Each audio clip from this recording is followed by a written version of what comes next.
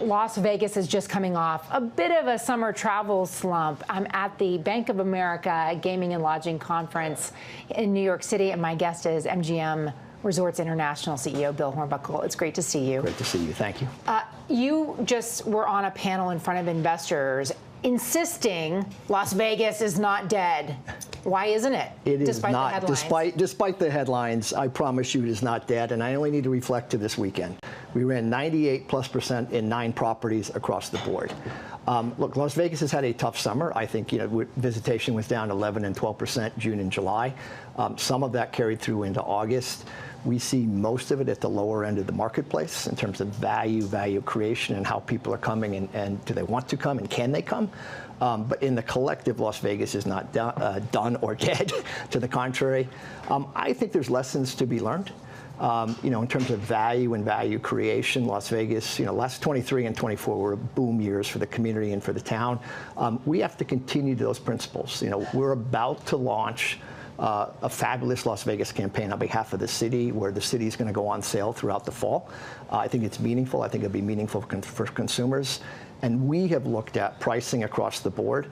Look, rooms are still a value. They always have been. But when you come to, and I'll give a simple example, Excalibur, when I'm charging $12 for Starbucks, okay, maybe we got a bit of a push. Because of the audience that Excalibur caters to? I mean, if the rooms are, I think the last time I was in Las Vegas, I looked, and I could have gotten a room at Excalibur for $45 a night. You're saying you can't charge $12 for a coffee? And it doesn't go hand in hand, and right. That's somewhat obvious. And so, look, we've recognized that. So today, if you check into Excalibur, New York, for $85, including your resort fee, you can play a $5 table, you can have a $5 beer, you can go to a restaurant and dine a 3-course meal for under $33 a person.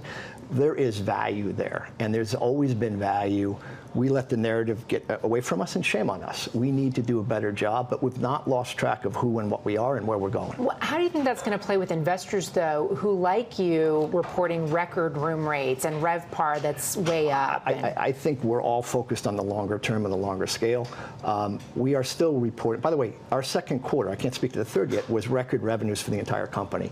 Our company in diversification, in not only Las Vegas, where we have high-end and we work our way down value chain to Excalibur, but across our universe, between our digital business, our Macau business, what we're doing regionally and in Las Vegas, diversification is a key point for us, and it carries through to Las Vegas. We need to be more value sensitive for those customers, and I know they'll come back. And then in the fall, conventions kick back up, programming comes back in. We've got Canelo, we've got John Lennon's dead, God forbid. We have Paul McCartney coming. That would be something. Yeah, it'd be a good concert. But we have real programming. The Raiders are playing 9 home games instead of 8. I mean, there's a bunch of activity that will bring back, we think, that velocity. You're also the chair of U.S. Travel. I'm curious, is there a canary in the coal mine warning here for the broader U.S. travel industry? And we've seen international visitation declining significantly, especially from Canada. Talk to me a little bit about what Las Vegas could portend for the rest of the industry. Yeah, look, Las Vegas has always been, as you know, we've had our nose under the tent a lot sooner than most things, because it's a last-minute market in real steam. People book 6 weeks out in it, and in general terms. And so we've always had that moniker. It's been somewhat recession-proof, not completely. Our regionals have been pretty much recession-proof. They've proven that, and I think they're proving that somewhat again. But as you think about the bigger picture, it's not just about this administration. International travel in 2016 had a $50 billion U.S. surplus. Today, it's a $50 billion deficit.